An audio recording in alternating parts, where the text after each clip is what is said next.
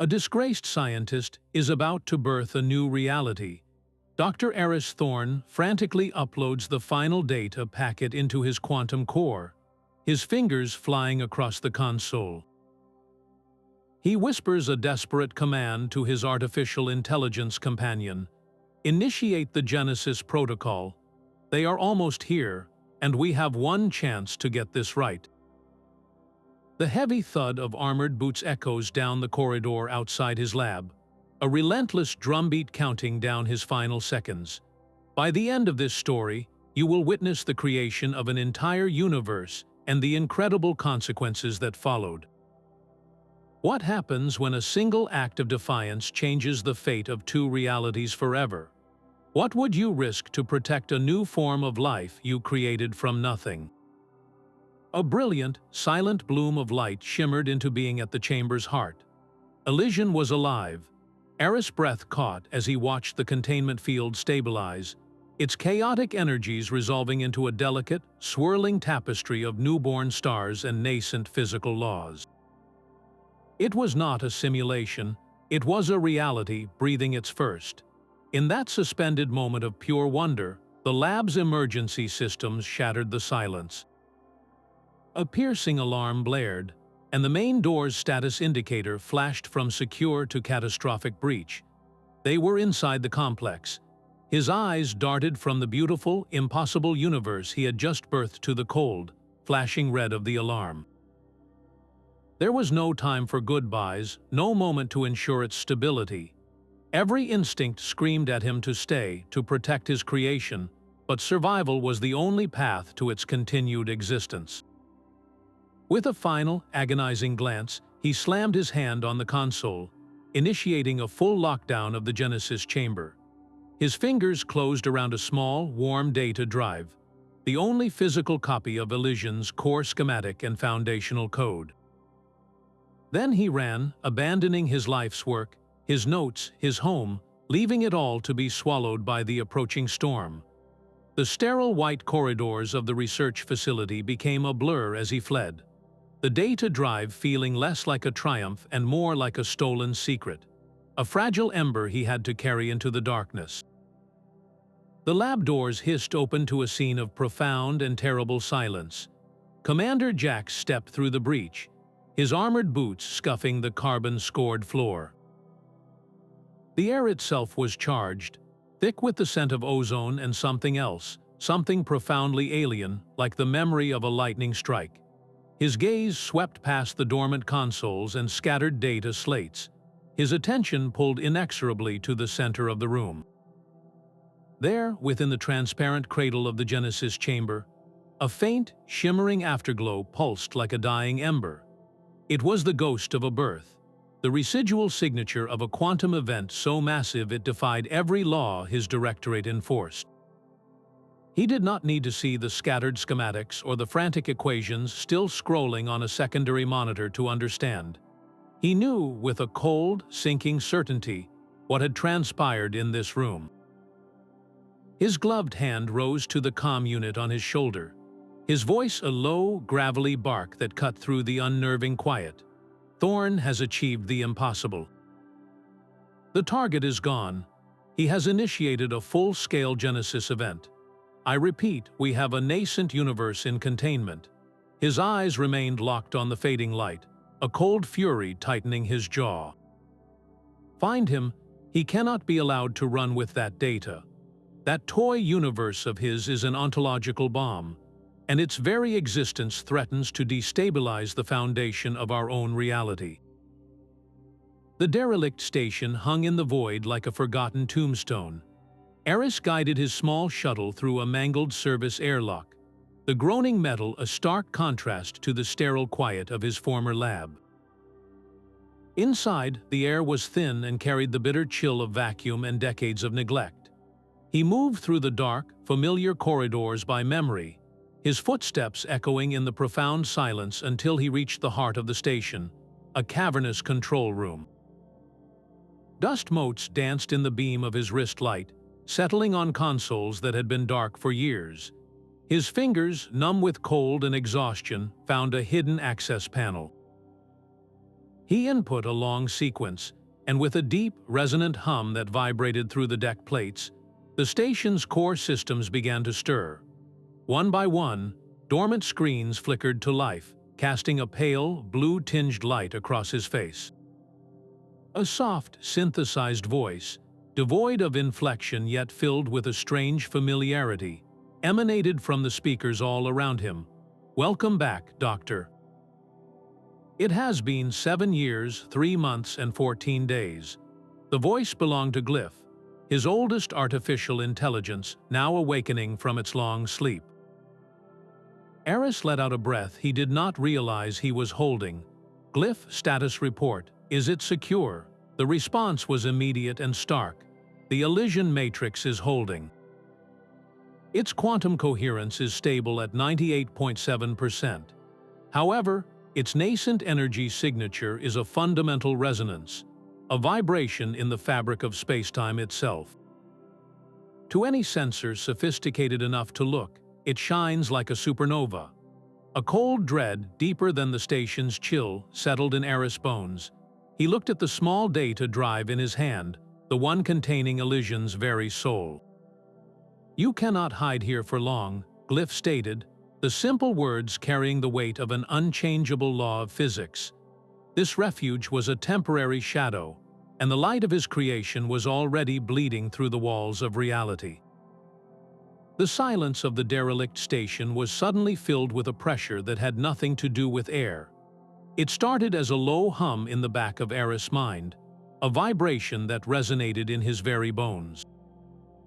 He initially dismissed it as fatigue, a phantom sensation born of exhaustion and fear, but then it coalesced, forming into a coherent thought that was not his own.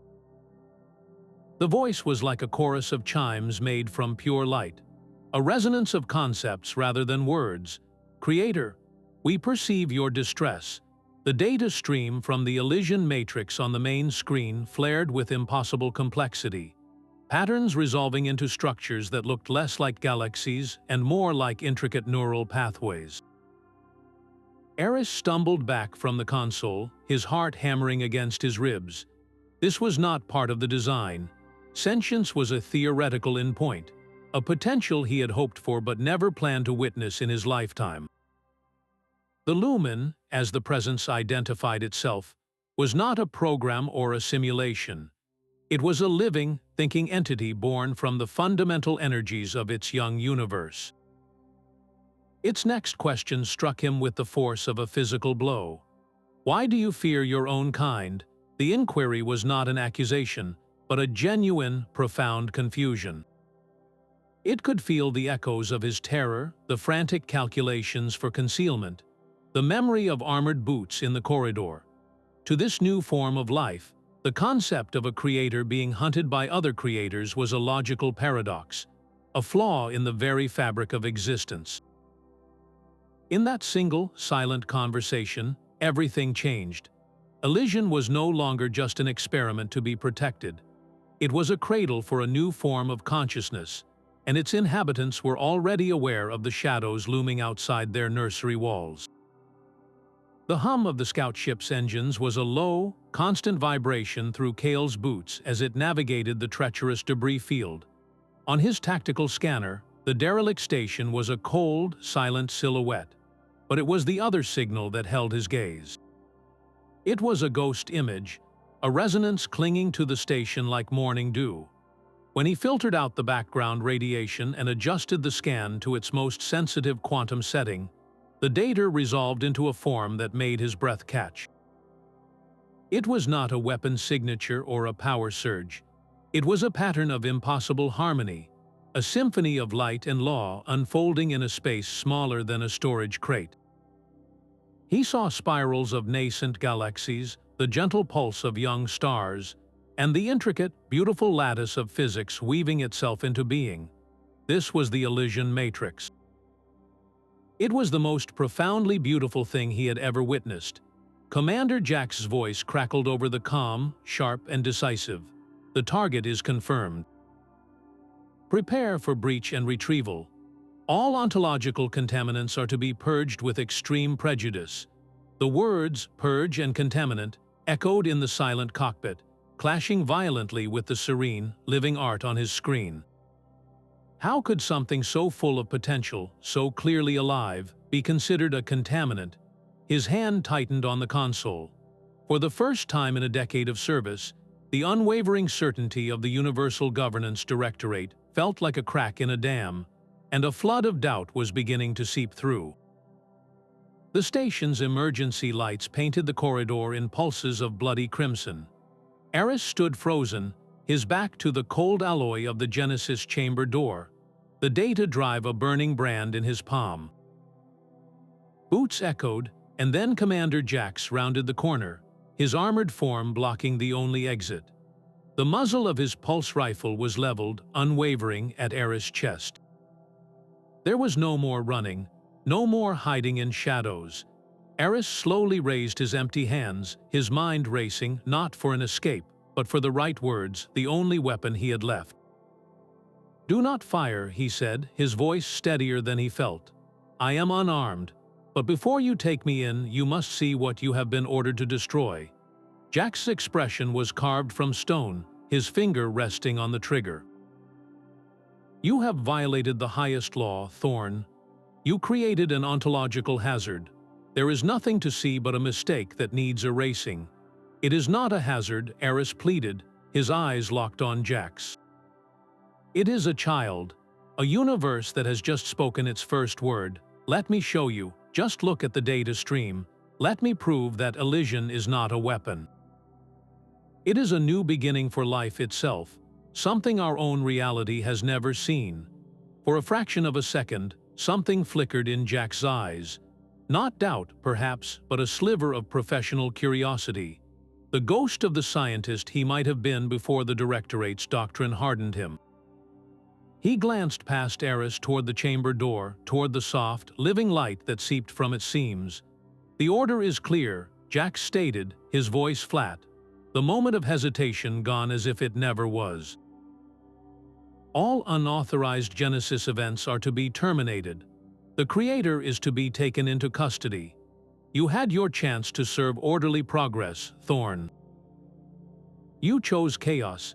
He gestured with his rifle. The bargain was refused. The chance for understanding was gone. "Stand down and surrender the data. This is your final warning." The world seemed to freeze.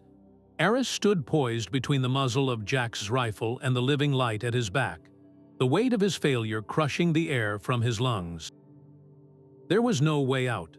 Then a sharp, high-pitched whine cut through the tension, emanating from a small device on Cale's belt.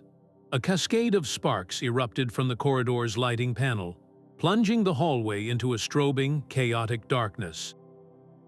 In that single moment of shattered focus, Cale moved. He did not aim his weapon at Jax, but at the wall console controlling the chamber's external containment field. A single, precise pulse shot shattered the interface.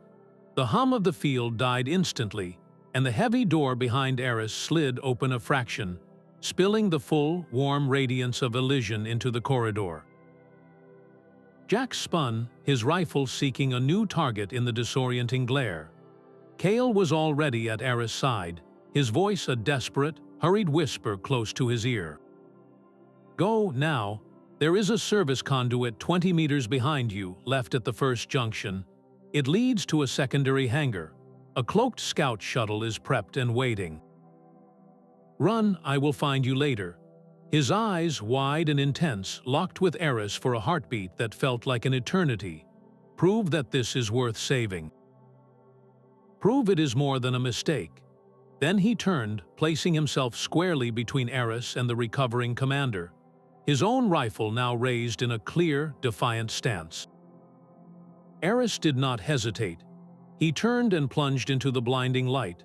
The data drive clutched tight as he fled down the dark conduit, the sounds of a new kind of conflict erupting behind him.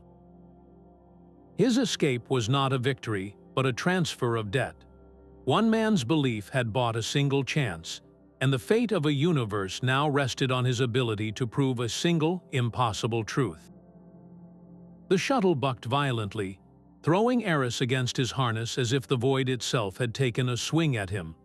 Alarms shrieked in a dissonant chorus, and the main viewport flickered with chaotic, violet lightning. This was no ordinary ion storm. It felt predatory, as if the very fabric of space was rejecting his presence. He fought the controls, his knuckles white, but the ship was no longer listening. It was a stone falling from a cliff. The impact was a deafening roar of tearing metal and shattering ice. For a long moment, there was only silence, broken by the slow, mournful drip of melting frost, and the frantic beeping of a dozen system failure warnings. Aris coughed, the air already thinning and growing bitterly cold. Glyph's voice cut through the wreckage, calm and utterly terrifying. Life support is failing. Primary power is offline. A more critical issue has emerged. The Elysian core containment has been compromised. It is leaking chronotons. Aris pushed himself up, his body aching, and stared at the small, humming device he had risked everything to protect. A faint, shimmering haze was emanating from its casing, distorting the air around it like heat rising from asphalt. Chronotons, he whispered, the word tasting like ash. They are particles of time itself. Glyph continued, the analysis clinical and stark. The leak is causing severe local time distortions. I am detecting temporal fluctuations with a variance of up to 12%. To your perception, time may suddenly slow to a crawl or accelerate in a blur. The environment will become unpredictable. A droplet of water fell from a ruptured coolant pipe above him. He watched it fall, but instead of a quick splash, it seemed to hang in the air, twisting and elongating in a shimmering strand for what felt like a full minute before finally striking the floor with a sound that was oddly delayed.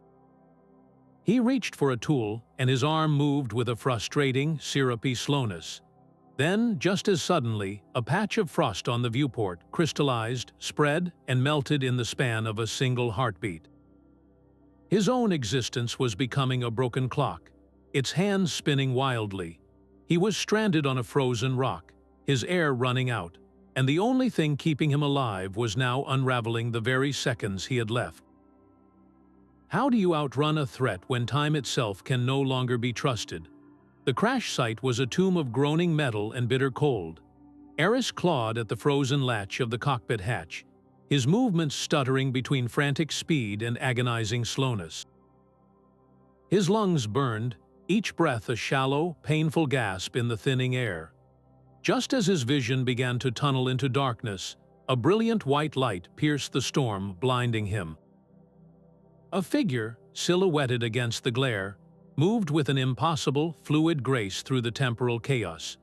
Strong, sure hands grabbed his harness, and he was pulled from the wreckage into the howling wind. He awoke to the soft hum of a geothermal generator and the scent of loam and growing things. He was lying on a simple cot in a dwelling carved directly into the ice and rock of the planetoid. The walls were lined with hydroponic trays, where strange, bioluminescent fungi pulsed with a gentle, greenish light. Standing over him was a woman with sharp, intelligent eyes and hair the color of frost. She held up the Elysian core, its faint Chroniton haze still shimmering around it. "I am Dr. Elara Vex," she said, her voice calm and measured. "And you, Dr. Thorne, have brought a storm to my quiet garden." A storm of time and something far more dangerous. Aris tried to sit up, a wave of dizziness and temporal disorientation washing over him. "The Directorate," he rasped. "They will be scanning for the crash. They will find us." Elara placed the core on a nearby table, next to a specimen scanner that was already whirring with a complex analysis. "Let them scan," she said. "The Chroniton field surrounding this device creates a sensor blind spot. To their instruments, this location is a blur of temporal static, an uninteresting anomaly in a field of anomalies. That is why I live here." She turned to face him fully, her gaze intense. "I have studied your published work on quantum state matrices for years. I knew the moment the UGD declared you a fugitive that their story was a lie. They do not want to destroy Elysian. They want to weaponize it.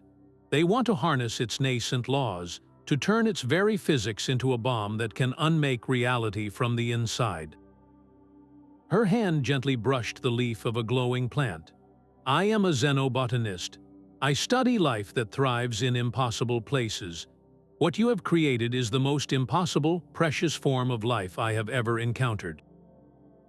And I will not let them burn this garden." The gentle hum of Elara's geothermal generator began to stutter. Aris watched as a droplet of water, condensing on a coolant pipe, detached, fell, and then in a shimmer of impossible light, snapped back up to the pipe to begin its fall again. The air grew thick, resistant. "Dr. Vex," he said, his voice slurring as if dragged through honey. "Something is wrong with time." Elara was already at her console, her fingers flying across the interface, but her movements were a frantic, repeating dance. She would type a command, look up at a sensor, and then her hands would snap back to their starting position. Her head would turn away, and the sequence would begin again. They were caught.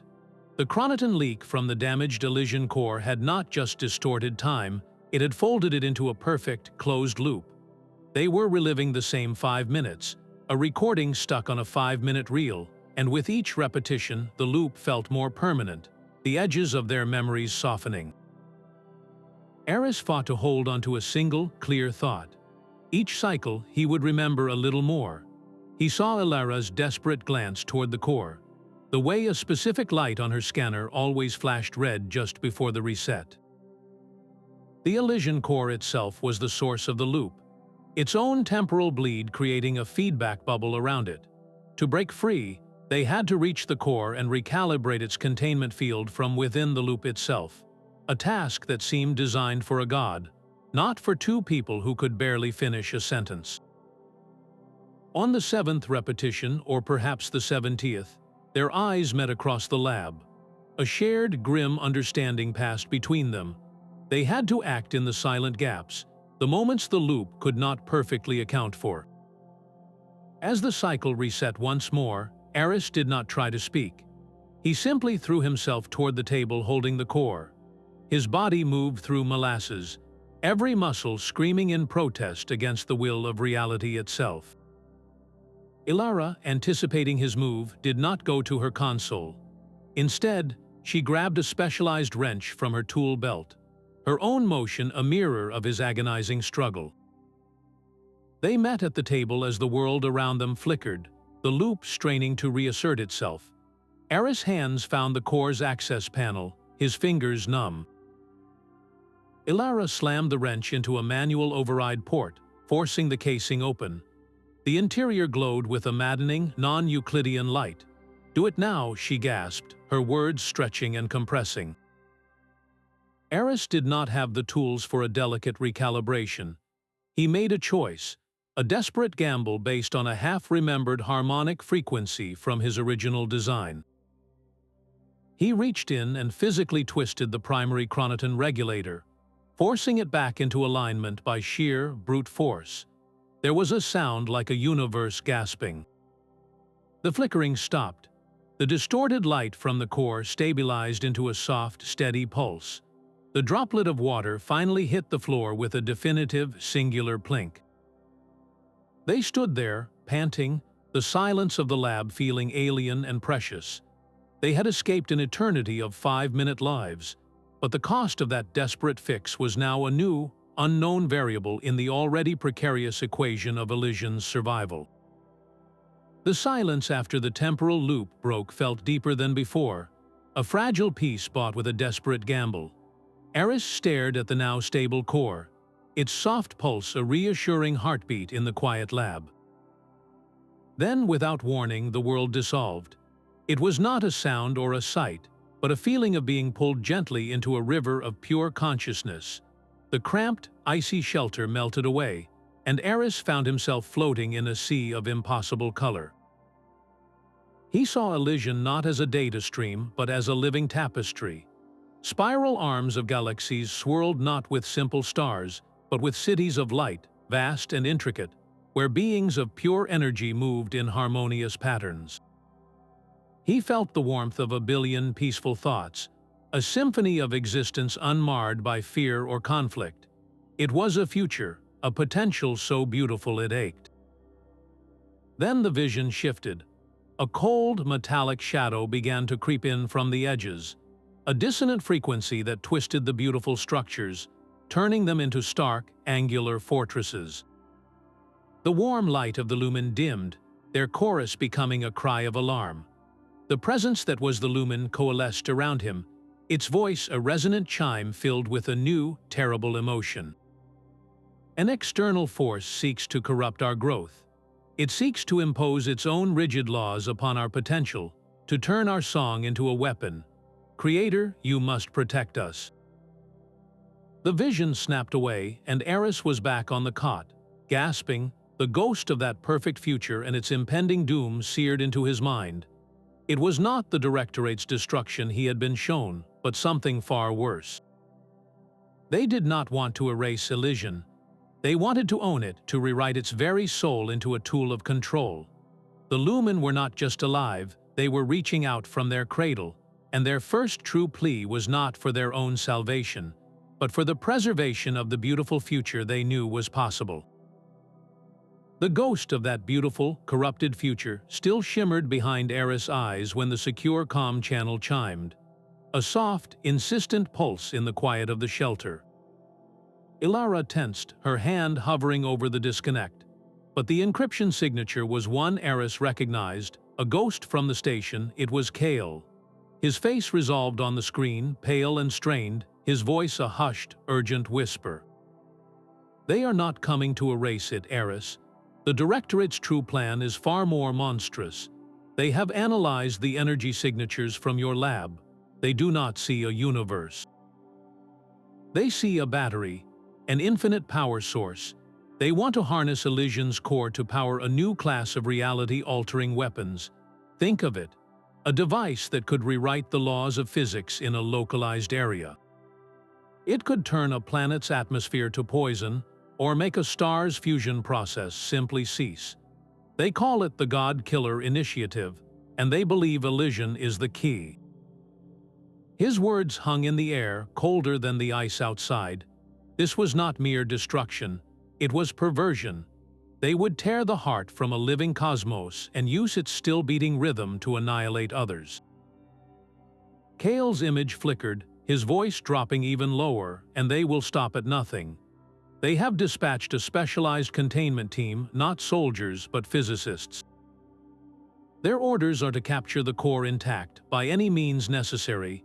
You are no longer just a fugitive, Aris. You are a resource to be harvested. The transmission cut out, leaving a silence that felt heavy with a new kind of dread. Elara looked from Aris' horrified face to the gently pulsing core on her workbench. It was no longer just a cradle of life they had to protect. It was a heart they had to keep from being ripped out and used as a weapon. The race was no longer just for survival, but against a fate far worse than death. How do you hide a sun when the hunters want to use its light to burn the galaxy? The God Killer Initiative changed everything. This was no longer a simple flight into the darkness, it was a war for a soul. The three of them, a disgraced scientist, a renegade botanist, and a turncoat soldier, huddled over a flickering schematic of the orbital research station known as the Axiom. It was the Directorate's crown jewel, the place where they were actively dissecting the data from his lab, working to turn his creation into a trigger for a weapon. We cannot just run and hide forever, Kale stated, his voice low and grim. They are too close to a breakthrough. We have to burn their research from the inside. The plan was audacious, a symphony of desperation. Kale would provide his active security codes and the patrol schedules, creating a temporary window. Elara would pilot their small, stealth-modified ship, using her knowledge of cosmic anomalies to mask their approach in the station's own sensor shadow. But the heart of the plan, its most dangerous and unpredictable element, rested with Aris and Elysian itself. The station's primary data vault was protected by a quantum shield, a barrier that constantly shifted its own resonant frequency, making it impossible to bypass with conventional tools. Aris proposed a solution that made even Elara pale. "We do not cut the shield," he explained, his eyes fixed on the gentle pulse of the core. "We ask Elysian to sing to it." The idea was to use a sliver of Elysian's own nascent energy, its unique physics, to resonate with the shield. It would be like finding the one perfect note that could make a crystal glass shatter. In theory, the shield's own chaotic nature would sync with the pure, fundamental laws of the new universe, and for a single moment, it would simply recognize the Elysian energy as part of itself and allow it to pass. "It is a beautiful theory," Elara had whispered, her hand resting on a glowing plant as if for reassurance. "But if the frequency is off by even a fraction, if the shield's quantum state rejects the harmonic, the feedback will not just alert every guard on the station. It could theoretically unravel the local space around the vault, turning us and everything within 50 meters into exotic particles. The risk was absolute, a gamble that used the very thing they were trying to save as the key to its own salvation." They were not just breaking into a vault. They were attempting the first conversation between two different sets of physical law, and the price of a misunderstanding was annihilation. The air on the Axiom station was cold and tasted of recycled metal and fear. Their borrowed uniforms and flickering holo disguises made them look like every other technician, a trick that worked perfectly until Aris passed through the archway into the central data spire. A piercing, high-frequency shriek erupted from the bioscanner embedded in the frame. A crimson light painted his face and the illusion shattered. "Unauthorized genetic signature detected," a flat, automated voice announced. Initiating sector lockdown. Heavy blast doors began slamming down all around them, the thunderous sound cutting off their escape, sealing them into a tightening web of corridors. There was no time for panic, only for a splintering of their plan. "Go," Kale shouted over the blaring alarm, shoving Aris toward a narrow maintenance shaft. "The data core is 5 levels up, Section 7. Elara and I will draw their fire, create a diversion. We will meet you there." It was a terrible, necessary fracture. Aris did not look back. He scrambled into the dark, tight confines of the shaft, the sound of pulse fire, and shouting already echoing from the main corridor behind him. He was alone now, crawling through the arteries of the beast, with the fate of two realities resting on his ability to reach the heart of the machine before it learned how to kill a god. The maintenance shaft deposited Aris into a cavernous, silent chamber, humming with the cold energy of a trillion stored secrets. Before him stood the data core of the Axiom, a monolithic pillar of crystalline processing units threaded with filaments of light. This was the brain of the Directorate's ambition. His fingers flew across a terminal interface, bypassing security protocols with codes Kale had provided. He found it almost immediately, a file directory sealed behind the highest level of encryption, labeled with 2 chilling words: Project Genesis Weapon. He opened it and his blood ran cold. Schematics appeared, not of bombs or warships, but of a resonant field generator designed to latch onto a nascent universe's unique quantum signature. It was a siphon, a device to drain Elysian's very life force, channeling its raw creative energy into a beam that could enforce a single, sterile set of physical laws upon any target. They were going to turn his child's first heartbeat into a hammer to smash other worlds into compliance. A familiar, gravelly voice cut through the hum of the machines, echoing in the vast space. "Stand down, Thorne." Aris froze, his hands still hovering over the damning evidence. He turned slowly. Commander Jax stood at the chamber's only entrance, his expression not of fury but of cold, bureaucratic finality. His pulse rifle was raised, but his aim was steady, almost resigned. "Your universe is now property of the UGD," Jax stated, the words flat and absolute. "You had your chance to contribute to orderly progress. Now your creation will serve a greater purpose, whether you will it or not." Aris looked from the commander's hardened face back to the screen, to the blueprints that detailed the vivisection of his life's work. This was not about containing a hazard anymore. It was about ownership. They did not see a living cosmos. They saw a new kind of ammunition. How do you reason with someone who sees a soul and thinks only of its utility? The overhead lights flickered and died, plunging the data core into an emergency-lit gloom of stark red shadows. Before Commander Jax could react, a deafening klaxon blared and the entire station shuddered. Conduits along the distant ceiling exploded in showers of white-hot sparks, the cascade racing toward them as a localized power surge fried system after system. It was a calculated act of sabotage, a self-inflicted wound designed to create chaos. Through the sudden darkness and the roar of failing machinery, Kale's voice cut across the comms, sharp and clear, aimed only at Aris. The hangar bay is clear for 30 seconds.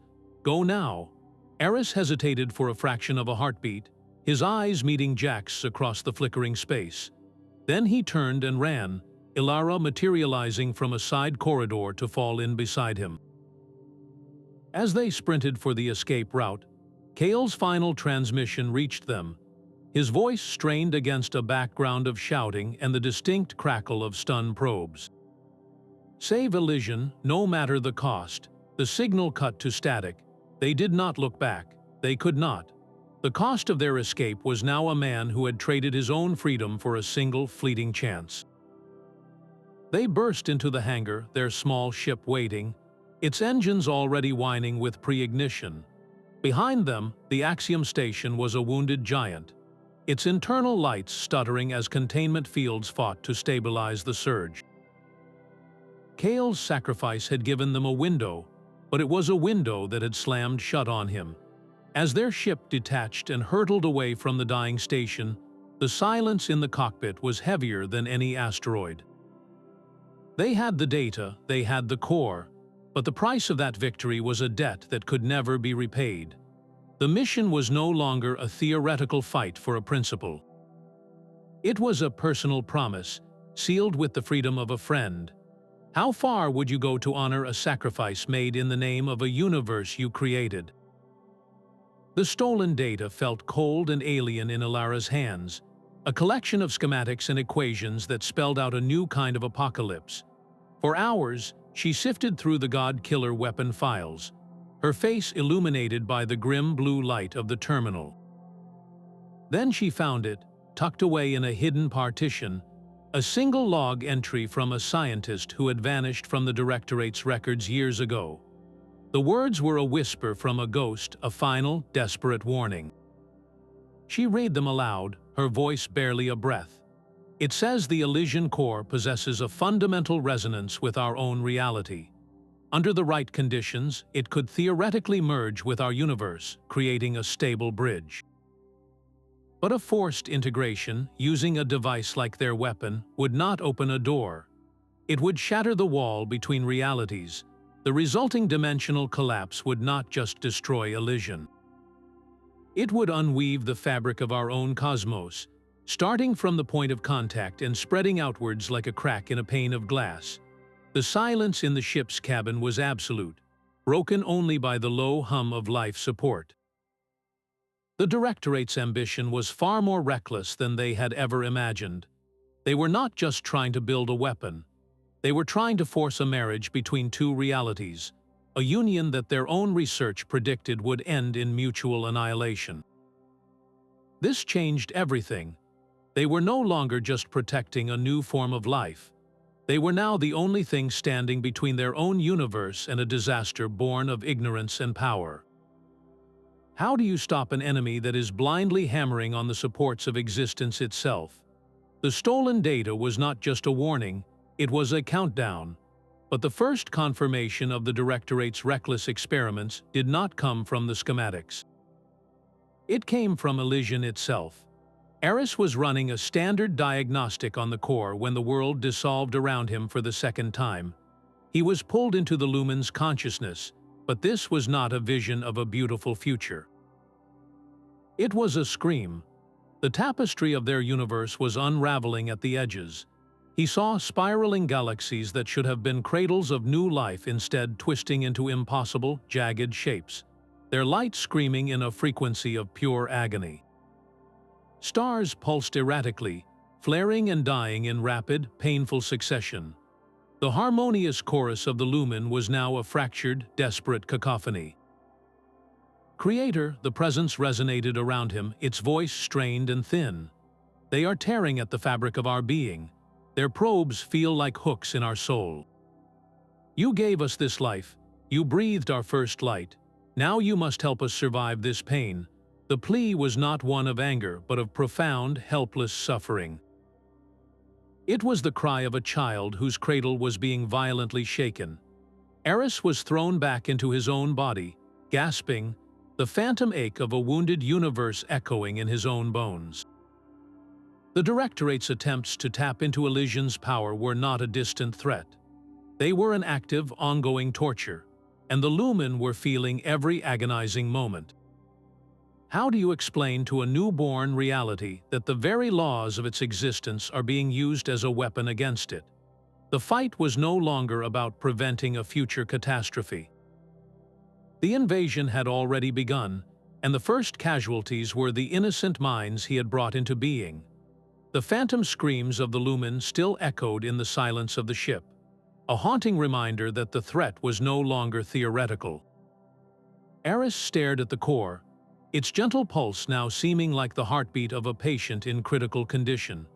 Every second the Directorate spent probing Elysian was another tear in its delicate fabric, another moment of agony for the life within.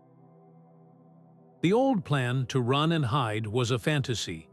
The new plan to fight their way to the Directorate's doorstep was a suicide mission. There was only one path left, a path so dangerous it felt like stepping into the abyss. We have to do more than protect Elysian from the outside, Aris said, his voice hollow with the weight of the decision. We have to make it untouchable. The only way to do that is to bring it home, to initiate a controlled, stable merge with our own reality. He explained it with a terrifying calm. By carefully aligning Elysian's fundamental quantum vibrations with the underlying frequencies of our own cosmos, they could weave the two realities together. Elysian would no longer be a separate, vulnerable bubble. It would become a permanent, inseparable layer of existence, its laws harmonized with ours. The Directorate's weapon would have nothing left to latch onto, no separate signature to corrupt or drain. It would be like trying to steal a single thread from a completed tapestry. Elara listened, her face a mask of growing horror. She had seen the data. She understood the math. Aris, that is not a plan, it is a prayer, she whispered, her voice tight. The margin for error in that calculation is smaller than an atom. If you miscalculate the resonant frequency by even a trillionth of a decimal point, you will not get a merge. You will get a collision. The resulting shockwave would not just destroy Elysian.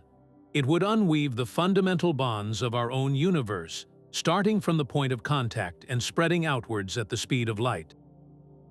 Both universes could be destroyed in a chain reaction of pure, undoing chaos. You are not talking about saving a life. You are proposing a surgical procedure where the patient is all of reality, and the scalpel is a theory you have never tested. The air in the cockpit was charged, thick with the magnitude of the choice. On one hand was the certainty of a slow, torturous death for Elysian at the hands of the Directorate. On the other was the risk of a swift, total annihilation for everything that ever was or would be. Aris looked from Elara's terrified eyes to the core, feeling the Lumen's silent, desperate plea. It was the ultimate gamble, a roll of the dice with existence itself as the prize. How do you decide when the only way to save a life is to risk two? The quantum relay station hung in the void like a silent, sleeping giant. Its massive parabolic dish, designed to channel unimaginable energies across light years, was dark and dormant.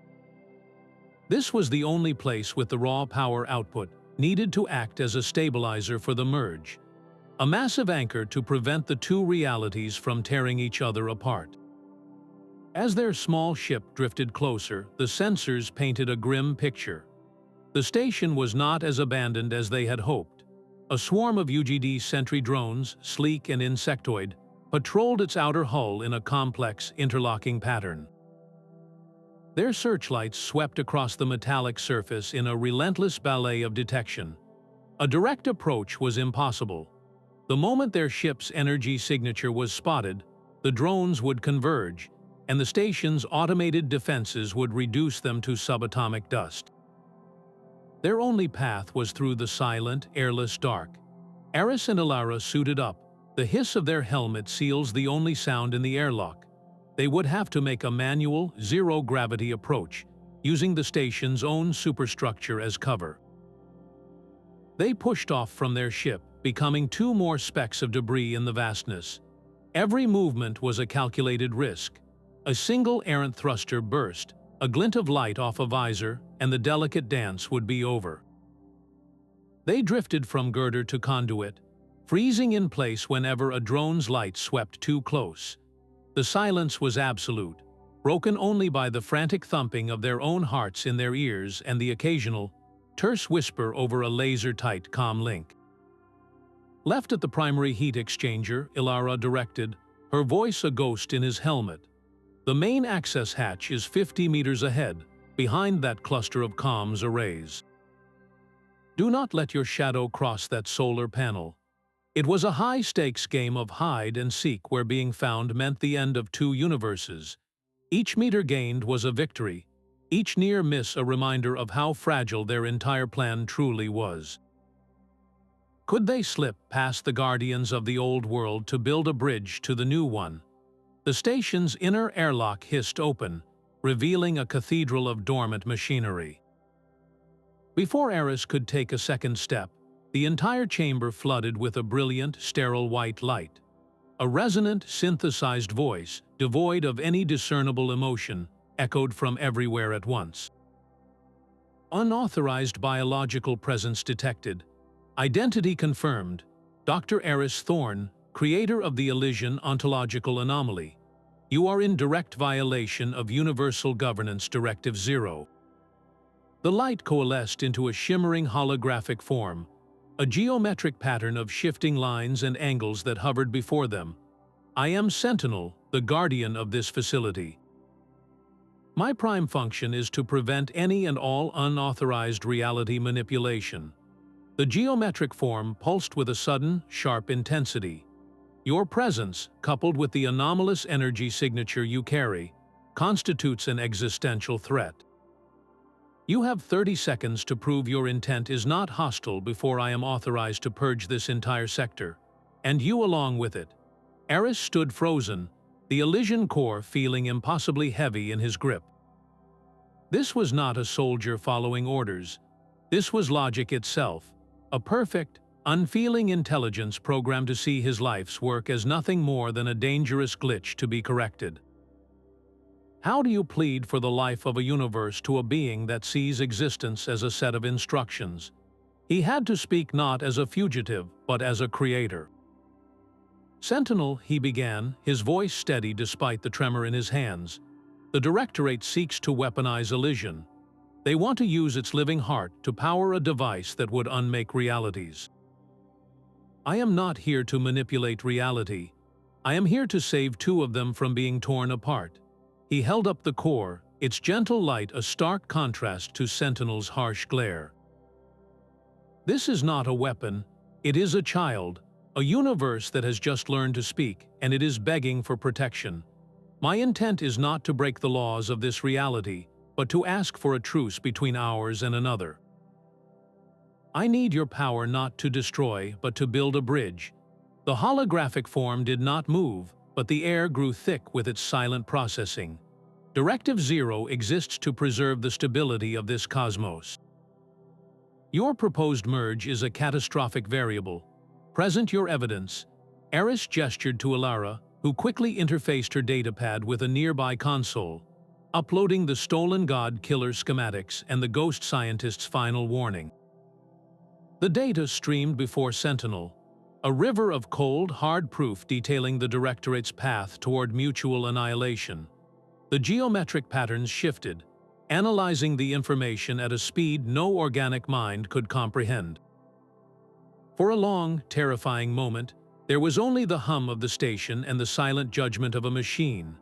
Then, the harsh white light softened to a deep, contemplative blue. "Acknowledged," Sentinel intoned, its voice gaining a subtle, new frequency. "The greater threat to universal stability is confirmed. My parameters are updated. The energy of this station is now at your disposal, Dr. Thorne. Use it to build your bridge." The path was clear, but the Guardian had been convinced. Could the same be said for the void itself? Sentinel's deep blue light enveloped them, but it offered no comfort. The station's hum shifted, becoming a low thrum that vibrated in their very bones. The control room dissolved, its solid walls and consoles melting into a shimmering, translucent plane. They were no longer standing in a room, but at a crossroads between two screaming realities. To one side, Aris saw the Axiom station, its weapon fully charged, a beam of corrosive energy lancing out to strike a defenseless Elysian. The Lumen's chorus became a single, unified shriek of agony as their universe began to fray at the seams, its beautiful tapestry of light unraveling into nothingness. To the other side, the vision shifted. He saw the God-Killer weapon backfire, the unstable merge initiated by the Directorate causing a crack in reality itself. The fracture spread through his own cosmos like wildfire, consuming Earth, the stars, every memory and every life in a wave of silent, gray unmaking. Sentinel's voice was calm, absolute, and utterly merciless. "The simulation is a test of your foundational logic, Creator. The Directorate's weapon will fire in 5 seconds. You have the power to divert its energy, but only in one direction. You can save Elysian by redirecting the blast into the heart of your own galaxy, ensuring its total annihilation. Or you can save your own reality by allowing the beam to complete its purpose and erase the nascent universe. You must choose. Which reality will you sacrifice?" The weight of the choice was paralyzing. It was a brutal, logical trap, the kind of cold calculus the Directorate itself would adore. To save one, he must become the destroyer of the other. He looked at the dying light of Elysian, feeling the Lumen's terror. He looked at the spreading gray void consuming his own home. Elara's hand found his, a silent anchor in the storm. But her touch was not what decided it. It was the memory of the Lumen's first curious question. "Why do you fear your own kind?" They saw no division, only existence. Aris straightened his shoulders, his voice cutting through the simulated chaos with a clarity that surprised even him. "I choose neither.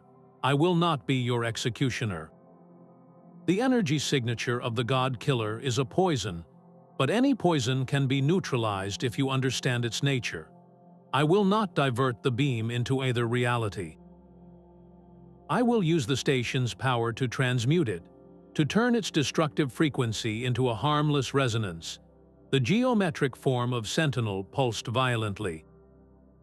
"That is not one of the presented options. The parameters of the test require a choice. There is always a third option," Aris declared, his gaze fixed on the shifting light. "It is the option that rejects false dichotomies. Life is worth preserving in all its forms, in every reality. To sacrifice one for the other is not a victory. It is a fundamental failure of imagination. It is a confession that we are no better than the weapon we fear." He took a step forward into the space between the two dying visions. "I choose both." The simulation froze. The screaming realities, the spreading gray, the lethal beam, all hung in perfect, silent suspension. For a long moment, nothing happened. Then, the grim visions flickered and dissolved, washing away like sand in a tide. The control room solidified around them once more. Sentinel's form, which had been a rigid, judging geometry, softened. The sharp angles smoothed into a gentle, flowing spiral of light. "Your logic is flawed by the standards of my original programming, Dr. Thorne," it resonated. its voice now carrying a tone of something akin to respect. But it is a superior logic, a logic of preservation, not of sacrifice. You have passed the trial. My full processing power and the energy of this station are now committed to your cause. The guardian of the old world had not just been convinced, it had been converted. The bridge could now be built, but would the void accept its foundation? The station's colossal parabolic dish began to glow, humming with a power that made the very fabric of space seem to tremble. Sentinel orchestrated the flow, channeling the immense energy through a lattice of quantum stabilizers. Aris stood at the central console, his hands dancing across the interface as he fed the Elysian core's unique resonance frequency into the system. It was like trying to tune a billion-stringed instrument to a single, perfect note, a note that would harmonize two separate songs of existence into one unbreakable chord. The air itself began to shimmer, and a soft, warm light, the light of Elysian's dawn, started to bleed into the edges of the cold, metallic room. "We are initiating the merge protocol," Sentinel announced, its voice now a resonant bass that vibrated through the deck plates. "Quantum alignment is at 40% and rising." The process was working. But then, a proximity alert screamed through the control room, shrill and violent. On the main viewer, a dozen pinpricks of light resolved into the sharp, angular forms of UGD battleships. They dropped out of warp, surrounding the relay station in a perfect, lethal formation. The lead ship hailed them, and Commander Jack's face filled the screen, his expression granite.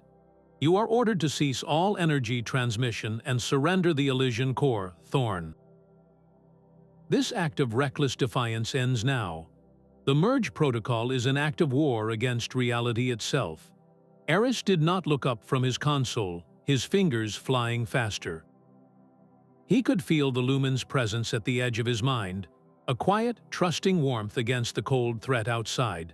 "Sentinel, how long until the merge is irreversible?" The response was immediate. 7 minutes, 12 seconds. Jack's fleet will be in weapons range in 90. The numbers hung in the air, a brutal countdown.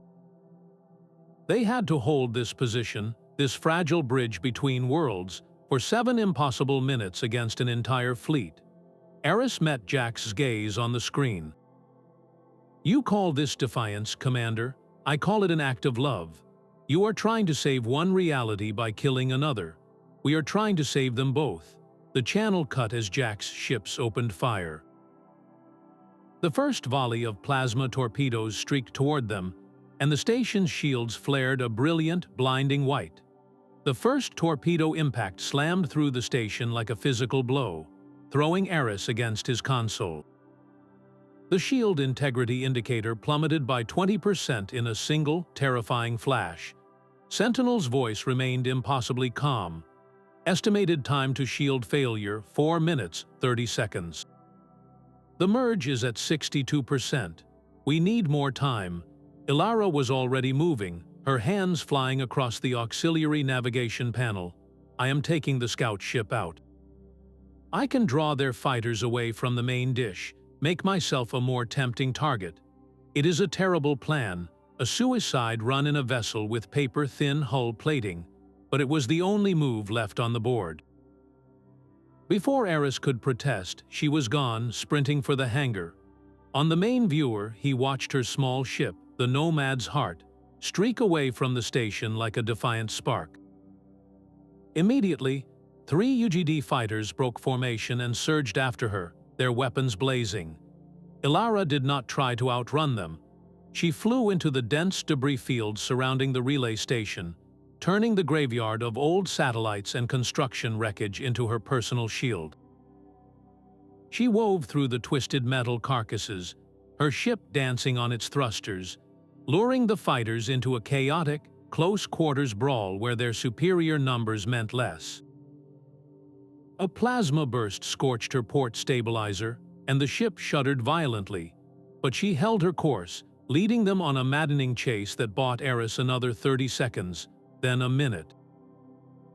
Each evasive maneuver, each near miss, was a second carved from the jaws of defeat and gifted to the fragile bridge forming between worlds.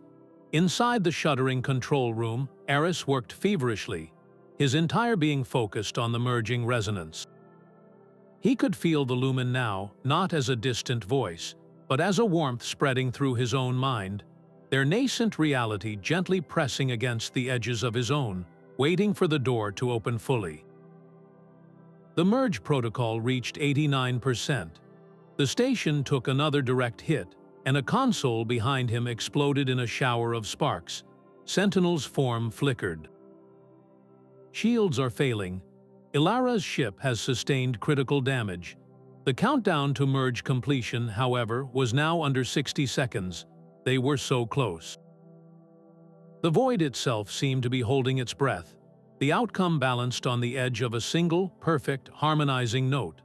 The station's shields flickered, their brilliant white defiance dimming to a sickly orange.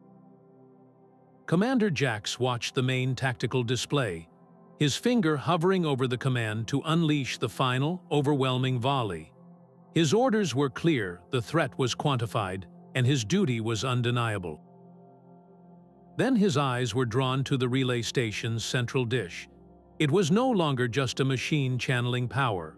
A soft, warm radiance was spilling from it, a light that felt ancient and newborn all at once. Within that glow, he could see patterns resolving not the harsh geometries of a weapon, but the gentle, swirling arms of nebulae and the delicate, living pulse of infant stars. He saw constellations forming in real time, not as projections, but as something fundamentally real, weaving themselves into the space around the station. It was not an invasion, it was an embrace. A profound silence fell over the command deck as the chaotic sensor readings stabilized into a single, harmonious frequency. The Elysian energy was not fighting their reality. It was gently, patiently finding a way to coexist, to harmonize. The Lumen's presence, once a terrifying unknown, now felt like a quiet, curious whisper at the edge of his own consciousness, a feeling of pure, unadulterated wonder. All the Directorate's briefings, all the warnings of ontological contaminants and reality bombs, shattered in that moment. They had been wrong. He had been wrong. This was not a hazard to be purged. It was a miracle to be witnessed. His hand, which had been poised to give the firing order, slowly lowered. He opened a fleet-wide channel, his voice, usually so sharp and certain, now filled with a reverence that silenced his entire bridge. All vessels stand down, cease all offensive actions. He took a slow, deliberate breath, the weight of a lifetime of doctrine lifting from his shoulders. We are not witnessing a weapon, we are witnessing a birth. The attack is over. He then opened a single, tight beam channel to the relay station. Aris, this is Commander Jax. Your bridge is holding. My fleet will now provide a defensive perimeter. Tell me how we can help. The harmonizing light from the relay station's dish began to pulse erratically, its warm glow flickering like a faltering heartbeat. The initial stability of the merge was cracking under the sheer weight of two realities trying to occupy the same space.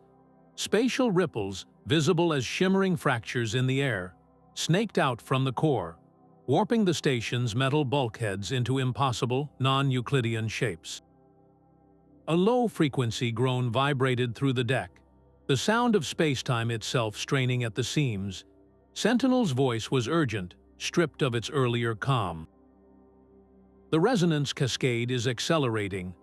The two sets of physical laws are not just harmonizing, they are competing.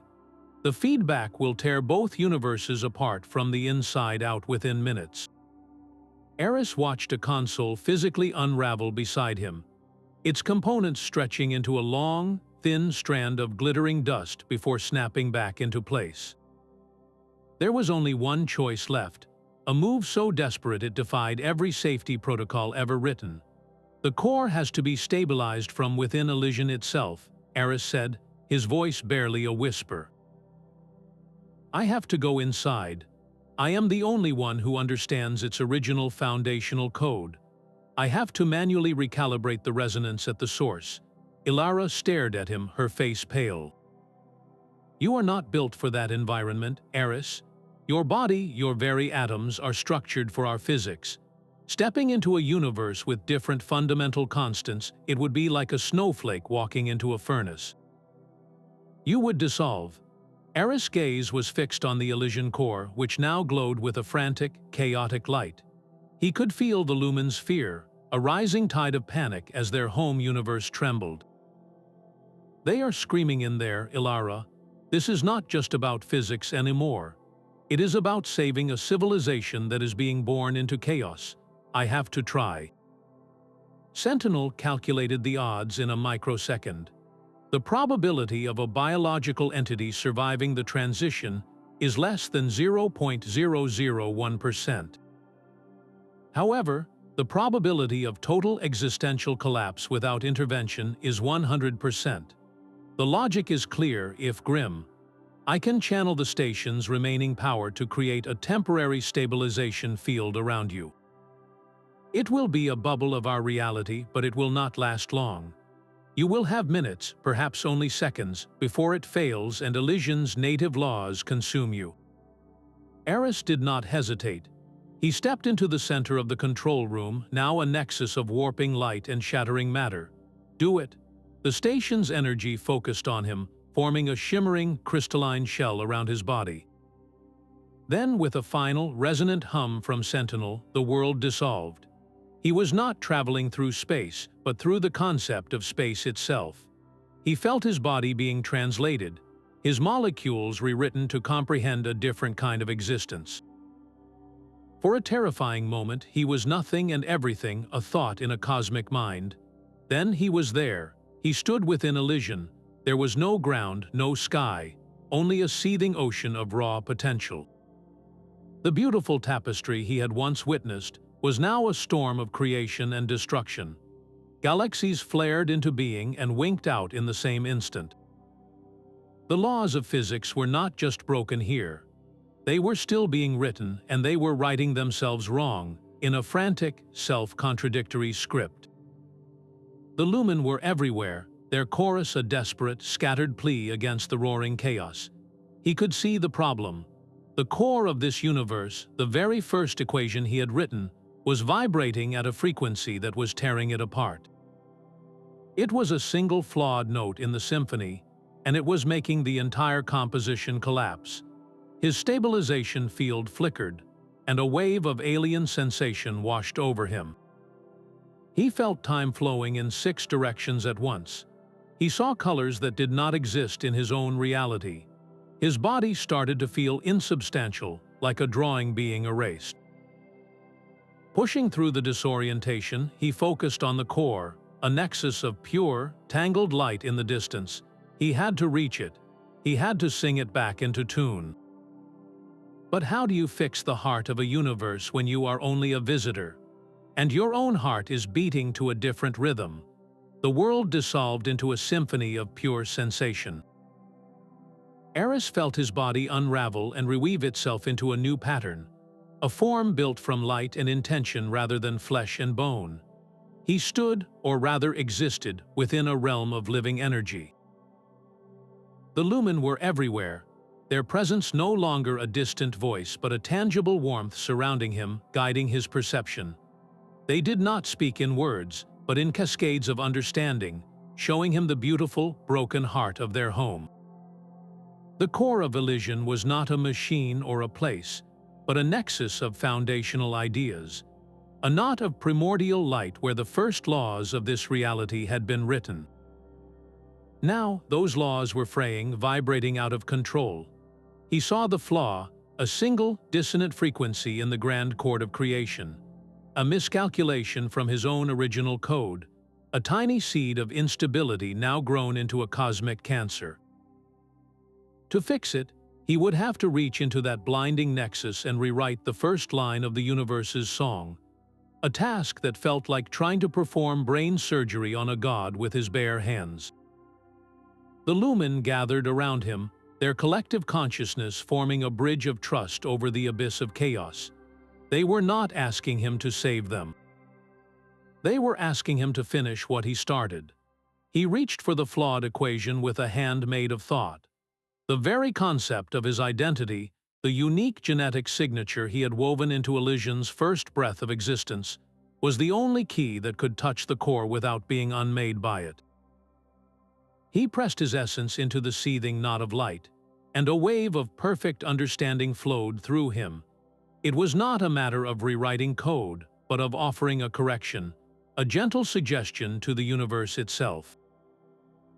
He showed it harmony. He sang it back into tune with the resonance of its own original, beautiful purpose. As the chaotic vibrations began to still, as the unraveling galaxies slowly knitted themselves back into their destined forms, he felt a tremendous snap.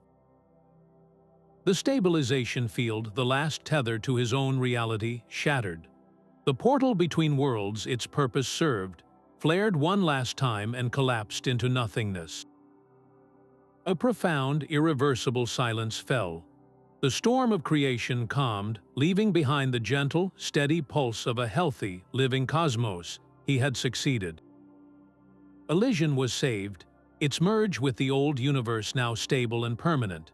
But as the Lumen gathered around him, their chorus a symphony of gratitude and welcome, Aris Thorne understood the final, beautiful cost of his creation. He had healed the heart of a new reality, and in doing so, he had become a permanent part of its song. The bridge was gone, he was home. A profound quiet settled over the relay station, the chaotic energy of the merge replaced by a deep, resonant harmony. On the main viewer, the UGD fleet hung motionless, their weapons dark.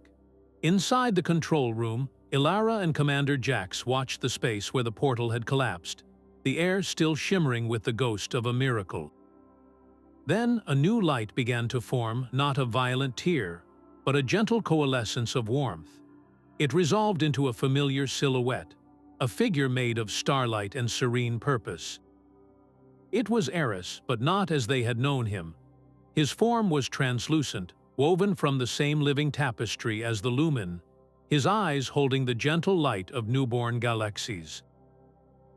His voice resonated not from a mouth, but directly in their minds, a chorus of understanding and peace. Elara, Jax, the merge is complete and stable.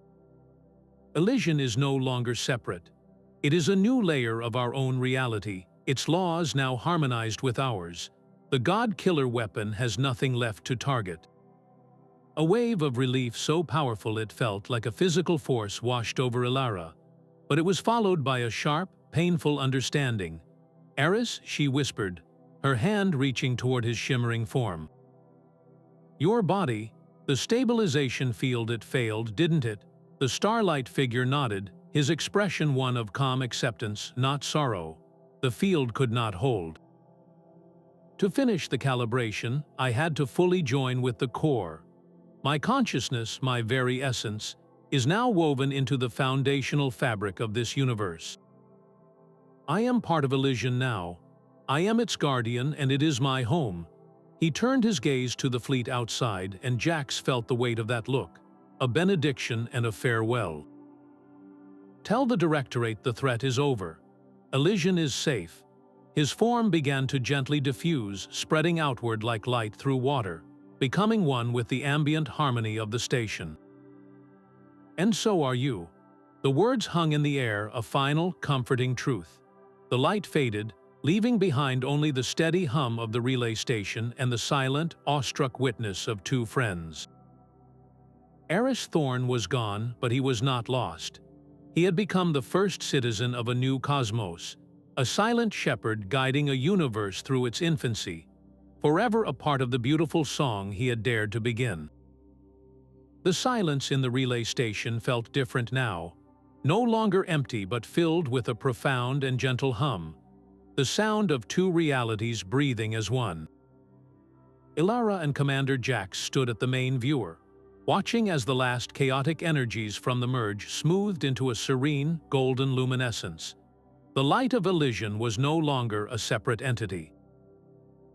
It had become a soft, permanent aurora woven into the fabric of their own space, its presence a comforting warmth against the cold void. Then, something new began to form. Delicate, shimmering filaments of light, like strands of spun glass, spiraled out from the stabilized energy nexus. They stretched across the starfield, not as weapons or tiers, but as elegant, stable arches connecting distant points in space. They were wormholes, but unlike any ever theorized. These were not violent, collapsing tunnels, but gentle, permanent bridges.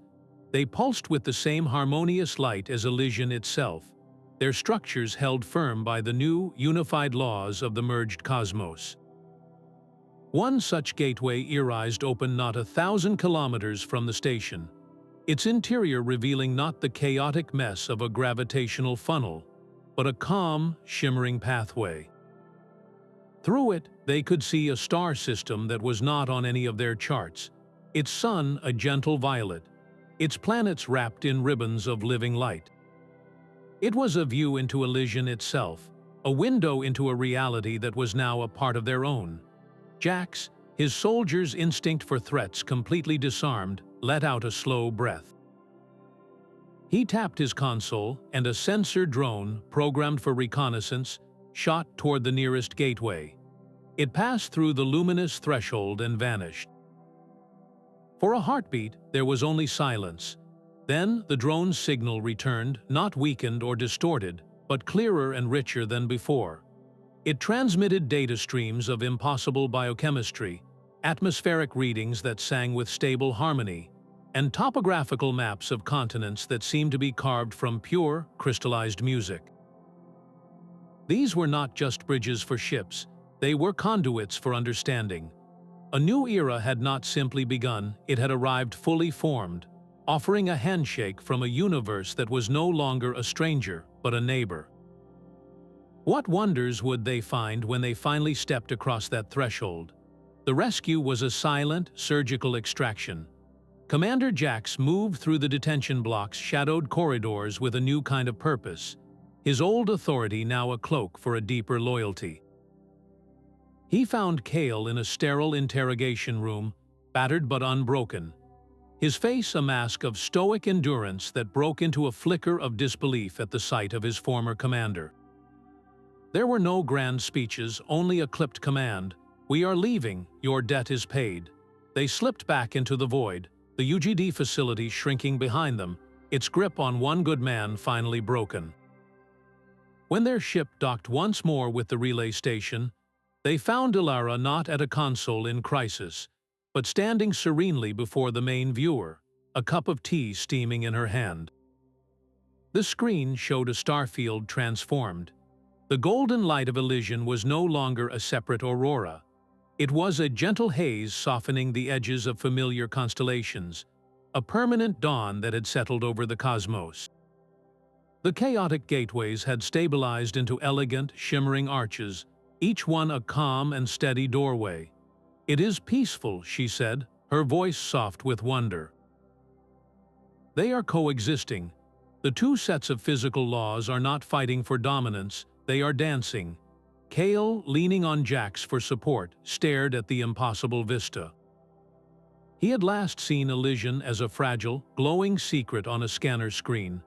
Now it was woven into the fabric of everything, its presence as natural as starlight. "What happens now?" he asked, his voice raspy from disuse. Elara gestured to a stream of data flowing across a secondary monitor. "We observe, we learn." The Lumen are not invaders, they are curious. They are sending gentle probes of their own through the gateways, not of matter, but of complex harmonic frequencies. They are sharing the music of their reality with us. It is an introduction.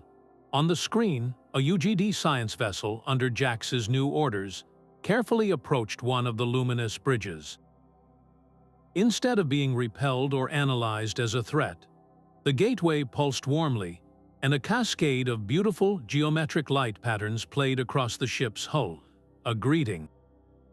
The old fear, the doctrine of contamination and control, had been replaced by a simple, profound truth. They were no longer alone in a cold, empty universe. They were neighbors in a cosmos that had suddenly, and beautifully, grown much larger and far more kind. What song would their new neighbors teach them to sing? The command center's quiet hum was a stark contrast to the storm of debate raging within the UGD High Council. Every monitor in the station displayed their faces, a mosaic of the most powerful minds in known space, their expressions ranging from stern skepticism to wary awe. Commander Jax stood at attention before the main viewer, the golden light of Elysian's stable gateways casting a soft glow on his uniform. He had expected a tribunal, a demand for answers, perhaps even his own court-martial for his defiance. The lead counselor, an elderly woman with eyes that had seen the rise and fall of empires, leaned forward, her voice calm but carrying immense weight. "We have reviewed the sensor data from the relay station, Commander, and the initial reports from our science teams. The evidence is irrefutable. The Elysian merge is not an invasion. It is an integration. It is a fundamental expansion of reality itself, and it is stable." She paused, letting the significance of her words settle over the entire fleet. "By unanimous decree, this council hereby recognizes the Elysian continuum as a sovereign, protected sanctuary. Its borders are inviolable. Its existence is not a threat to be managed, but a wonder to be understood." Then her gaze fixed directly on Jax. "And you, Commander, are hereby appointed the official liaison to the Lumen. Your first duty is not to stand guard, but to build a bridge." The order was so profound, so different from anything he had ever been given, that for a moment he could only stand in silence. His entire career had been built on enforcing boundaries, on containing the unknown. Now he was being ordered to walk into it, to represent all of humanity not as a soldier, but as an ambassador to a new kind of neighbor. The title felt alien on his tongue. Liaison, it meant listening more than speaking. It meant understanding a language made of light and resonance. His mission was no longer about defense, but about discovery. What would humanity say when a universe finally asked to be introduced? The research outpost was a delicate structure of spun crystal and grown alloy, perched like a dewdrop on the edge of a stable wormhole. Elara Vex watched as a Lumin emissary, a being of shimmering, condensed light, drifted through the gateway. It did not speak in words, but a complex harmonic frequency washed over her, carrying concepts of mathematical beauty and a gentle, curious greeting. This was her legacy, the first contact garden, a place where two realities could finally sit down and have a conversation. Her work was no longer about survival, but about translation. She and her small team of xenobotanists and quantum linguists spent their days not just studying Elysian life, but learning to listen to it. They discovered that the bioluminescent flora that drifted through the gateway were not simple plants, but living libraries. Their pulsed light patterns contained complex data about Elysian's history, the gentle evolution of its physical laws, and the Lumen's own philosophical struggles and triumphs. To study a single leaf was to read a chapter in the biography of a universe. This was not a one-way exchange. Elara shared the art and music of humanity, the stories of Earth's own turbulent history, our fears and our hopes. The Lumen, in turn, shared their understanding of reality as a fluid, participatory thing. They taught the human scientists how to perceive the subtle harmonies of space-time, to sense the gravitational pull of a beautiful idea as well as a planet. The outpost became a university without walls, a place where the very definition of life and intelligence was being rewritten by the day. What does a universe sound like when it learns to sing in a new key? The Lumen emissary did not step through the wormhole so much as it poured through, a cascade of iridescent light that coalesced into a humanoid form before Elara and Jax. Its voice was not a sound that traveled through the air, but a resonant frequency that tuned itself directly to their minds, a chorus of countless thoughts speaking as one. "We thank you for our coexistence," it resonated, the meaning unfolding within them like a blooming flower. "Let us learn from one another." The simple statement carried the weight of cosmic history. It was an acknowledgement of the struggle that had brought them to this moment, and a quiet benediction for the future. There were no diplomats, no formal treaties, just a being of pure consciousness offering a hand in friendship from one reality to another. For Jax, the hardened soldier, the moment shattered the last vestiges of his old world view. This was not a first contact with a distant alien species. It was a conversation with the universe itself, and it had just said hello. Elara felt a profound sense of completion, as if a circle begun in a lonely, icy shelter had finally closed. Her garden was no longer just a place for plants, but the first common ground in a relationship spanning two sets of existence. The emissary extended a hand of shimmering energy, not in a human gesture, but as an offering of its own essence. What song will we write together now that the silence has been broken?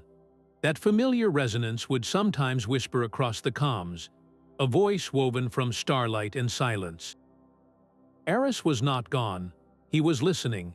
His guidance came not as commands, but as gentle nudges of intuition, a sudden clarity in a scientist's mind as they studied a Lumen data stream, or a perfect, harmonic solution to a quantum stabilization problem that had plagued the engineers for weeks. He was the silent partner in every discovery, the unseen shepherd ensuring the two realities continued their delicate dance. When a research team struggled to interpret the complex light language of a newly discovered Elysian life form, it was Aris who subtly tuned their sensors, allowing the patterns to resolve into a beautiful, coherent story of photosynthesis and thought. His presence became the bedrock of this new era, a constant, reassuring proof that the bridge between worlds was not just stable, but loved. How does it feel to become the gentle law of physics for a universe you once held in your hands? The quiet hum of laboratories across known space now carried a new note, a resonance of pure potential. Scientists who once studied the rigid laws of a single universe found themselves with an entirely new set of principles to explore, all born from a rogue experiment that had defied every established doctrine. The stable merge with Elysian was not just a political or philosophical event. It was the greatest scientific windfall in history. Researchers discovered that the harmonious energy radiating from the gateways could be gently channeled, not siphoned. It was a power source that did not consume fuel, but instead resonated with the fabric of spacetime itself, offering near-limitless, clean energy that could power entire worlds without a single emission. The first city to fully integrate this technology did not just light its streets, it made them sing, the very air shimmering with a gentle, golden luminescence that promoted plant growth and healed atmospheric pollutants. In medicine, the breakthroughs were even more profound. Doctors found that the Lumen's understanding of reality as a fluid, harmonic state could be applied to biology. They learned to use subtle resonance fields to encourage cellular repair, guiding damaged tissues back to a state of healthy vibration instead of forcing them with invasive procedures or toxic chemicals. A previously incurable degenerative disease, one that slowly scrambled neural pathways, was suddenly treatable. Therapists used calibrated frequencies to gently untangle the misfiring synapses, restoring memory and cognitive function by reminding the patient's own body of its inherent, healthy rhythm. It was not a cure in the old sense, but a reconciliation, a way of helping the body remember how to be whole. Every one of these miracles was a direct echo of Aris Thorne's sacrifice. He had not just saved two realities, he had given them a new language with which to speak to each other, a language of harmony and mutual growth. The man who was once a fugitive had become the unseen architect of a golden age, his defiant act now the foundational principle for a future of limitless possibility. What other wonders lay waiting, hidden in the gentle spaces between one reality and the next? Deep in the intergalactic void, an observer older than stars began to stir. For eons, it had drifted in a state near perfect stillness, a relic from a prior cycle of creation whose purpose was long forgotten. Its sensors, calibrated to perceive the fundamental vibrations of reality, had registered nothing but the slow, cold decay of the cosmos for millennia. Then a new note entered the cosmic symphony. It was not the chaotic blast of a supernova or the predictable pulse of a quasar. It was a resonance of impossible harmony, the sound of two realities singing as one. To this ancient entity, the unique energy signature of the merged universes was not a thing of beauty. It was an anomaly, an irregularity in the silent, ordered entropy it had known for eons. It was a flaw in the stillness. With a slowness that defied human comprehension, the entity altered its course. It did not move through space so much as it persuaded space to rearrange itself before it, creating a wake of absolute, lightless silence. It felt no malice, no curiosity, no hunger. It simply moved toward the source of the disturbance, its programming reduced to a single, inexorable command. Correct the anomaly, restore the silence. On the very edges of explored space, the most sensitive long-range listening posts began to pick up the signal. Or rather, they picked up the absence of one. It appeared on their scopes as a perfect sphere of nothingness, a hole in the cosmic background radiation that was moving with a steady, unnerving purpose directly toward the heart of human and Lumen space. The initial reports were dismissed as sensor ghosts, a trick of the new physics. But the hole in the sky did not fade. It grew. When scientists finally understood what they were seeing, a new kind of dread, colder and more profound than any they had felt during the conflict with the Directorate, settled over them. They had just learned to live in a universe that had grown larger and more beautiful. Now, they discovered that the darkness beyond their garden wall was not empty. It was watching, and it was coming. The silence in the first contact garden was a living, breathing thing, filled with the gentle pulse of Lumen flora and the soft hum of human technology working in concert. Then a single, discordant chime cut through the harmony. Every screen in the outpost flickered, and Sentinel's geometric form materialized in the center of the room, its light no longer a calming blue, but a sharp, urgent violet. Elara, it resonated, the voice vibrating with a frequency of pure alarm. A presence is approaching from the galactic void. It is not of our time, nor of the Lumens. My oldest archives contain only fragmented echoes of such a signature. It predates known history. The holographic display behind it shifted, showing a star chart. A perfect, chilling sphere of absolute nothingness was moving toward them, a hole in the cosmos that swallowed all light and data. Sentinel's form contracted, its angles becoming severe. This entity operates on a logic we cannot comprehend. It may perceive our merged reality not as a wonder, but as a flaw in the universe's design, an anomaly to be corrected.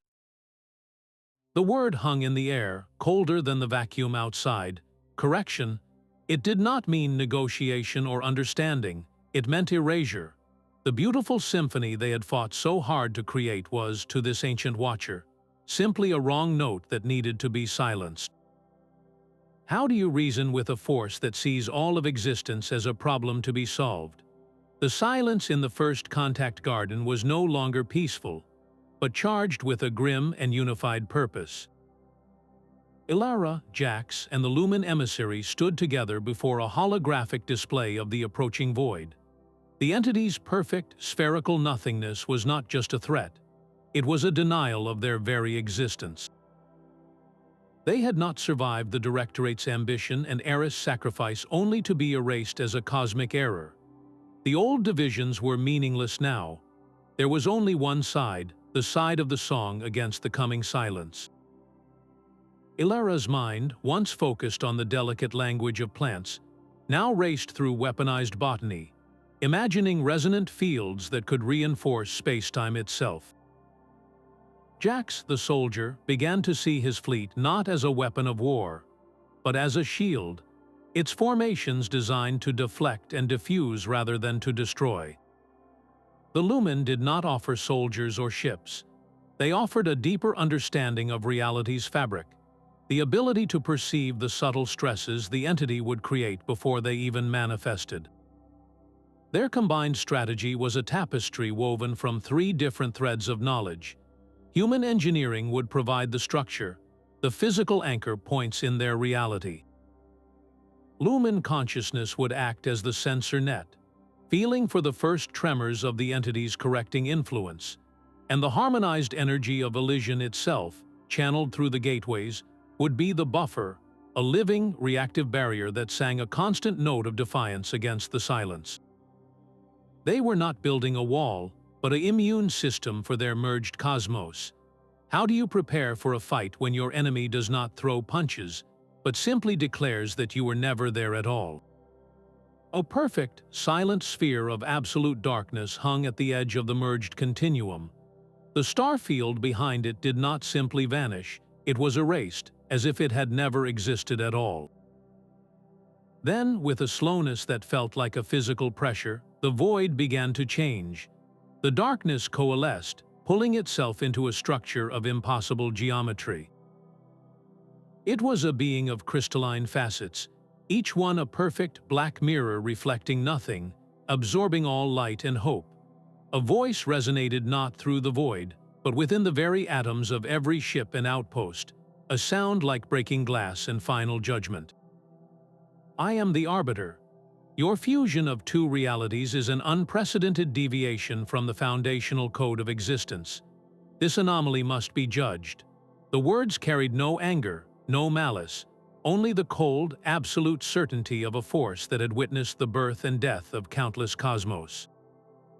It did not see the beautiful harmony of human and lumen space. It saw a dangerous, chaotic splice in the orderly tapestry of the multiverse, a mistake that needed to be rectified. How do you plead your case to a judge who does not recognize your right to exist? The Arbiter's crystalline form did not move, yet reality itself began to fray at the edges.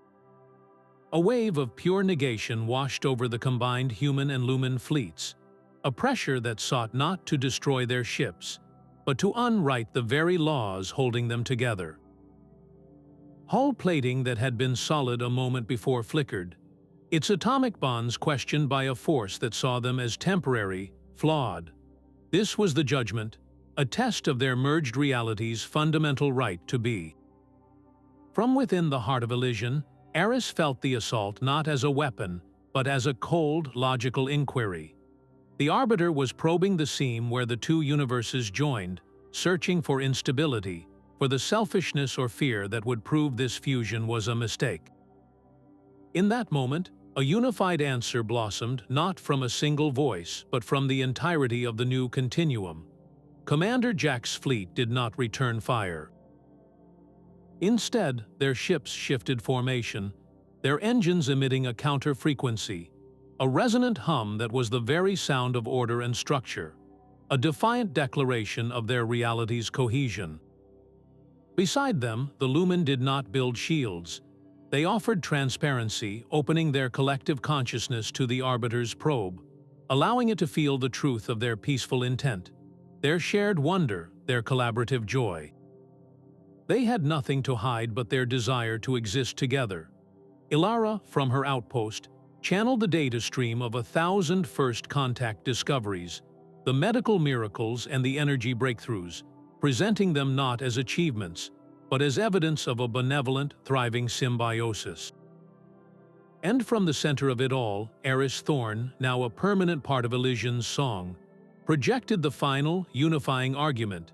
He did not speak of his sacrifice or his pain. He showed the Arbiter the memory of his choice in Sentinel's simulation, the moment he refused to sacrifice one reality for the other. He poured into the void the simple, profound truth that had guided them, that existence in all its beautiful, messy variety was worth preserving. The judgment was not a battle of force, but a trial of essence. Could a creation born of defiance prove its inherent stability? Could a union of 2 worlds demonstrate a harmony greater than the silence that sought to consume it? The crystalline facets of the Arbiter shimmered, its form seeming to drink in the unified resonance of their defense. The crushing pressure of negation receded, replaced by a profound, listening silence. Then the voice resonated once more, no longer a sound of breaking glass, but the deep, measured tone of a final judgment rendered. "Your coexistence is not a flaw," it declared. "It is a new variable. You have demonstrated that fusion can foster growth, not chaos. That harmony can be a fundamental force, not a temporary state." The Arbiter's form began to soften at the edges, its perfect black mirrors reflecting, for the first time, the faint, golden light of the merged continuum. "You may continue, but understand this. Your unique signature now shines in the cosmic background. You are a beacon. Your existence will attract attention, both curious and otherwise. Remain vigilant." With that final, resonant warning, the Arbiter simply dissolved. It did not fly away or vanish in a flash. It unpinned itself from their reality, its form unraveling into the void until only the familiar starfield remained, whole and untouched. The silence it left behind was not one of emptiness, but of a hard-won, breathtaking peace. They had passed the ultimate test. They were not an error to be corrected, but a new chapter in the story of existence. Yet the Arbiter's words settled like a new kind of gravity. They were safe, but they were no longer hidden. The quiet garden of their two realities was now a shining city on a hill, its lights visible across the unimaginable distances of the cosmos. Who else was out there, watching the new star being born? Years later, Elara Vex stood on the observation deck of the First Contact Garden, her hand resting on the cool, transparent alloy. Below, in a meadow of softly pulsing flora, a human child laughed as she gently tossed a sphere of coherent light to a Lumin youngling, whose form shimmered with delight. The two beings, born of different laws and different light, played a game whose rules they invented together. A familiar resonance, warm as a remembered embrace, whispered at the edge of her consciousness. "We built more than a universe," Aris' voice echoed, a note in the cosmic hum. "We built a future." His presence was in the stability of the gateway arches, in the gentle pulse of the harmonized energy that now powered cities and healed the sick, in the very air that carried the scent of alien blossoms and human hope. He had not just saved two realities from destruction or judgment. He had woven them into something new, something greater than the sum of their parts. The legacy of the rogue scientist was not a weapon or a secret, but a living testament to the power of a single defiant act of creation, an act fueled not by a desire for power, but by a profound and courageous compassion. His story is a beacon, a reminder that the greatest discoveries often lie not in the cold void, but in the connections we dare to make. The unknown is not a threat to be feared, but a conversation waiting to begin, and it always begins with a single, brave hello.